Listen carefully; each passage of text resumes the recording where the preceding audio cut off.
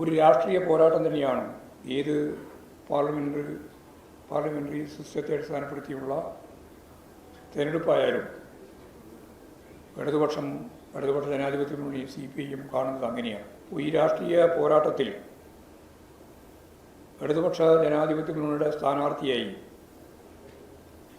CPIഎമ്മിൻ്റെ സംസ്ഥാന സെക്രട്ടേറിയറ്റ് അംഗവും മുൻ MLAയും ആ മേഖലയിലെ ഏറ്റവും പ്രമുഖനായ പാർട്ടി നേതാവ് കൂടിയായ സഖാവ് M. സ്വരാജ് സ്ഥാനാർത്ഥിയാവണം എന്നാണ് പാർട്ടി സെക്രട്ടേറിയറ്റ് തീരുമാനിച്ചിട്ടുള്ളത്. ഒരു പാർലമെൻറ്റേറിയൻ എന്ന നിലയിലും പൊതുപ്രവർത്തകൻ എന്ന നിലയിലും കമ്മ്യൂണിസ്റ്റ് തൊഴിലാളി വർഗ പ്രസ്ഥാനത്തിൻ്റെ പ്രിയപ്പെട്ട നേതാവെന്ന നിലയിലും ഉയർന്നു വന്ന് ഇന്ന് പാർട്ടി സംസ്ഥാന സെക്രട്ടേറിയറ്റിൻ്റെ ഭാഗമായിട്ട് പ്രവർത്തിക്കുന്ന സഖാവ് സ്വരാജ്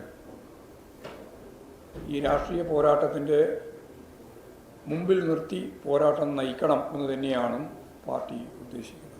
വലിയ മുന്നേറ്റം ഇടതുപക്ഷ ജനാധിപത്യ മുന്നണിക്ക് നിലമ്പൂർ നിയോജകമണ്ഡലത്തിൽ ഉണ്ടാക്കാനാവും.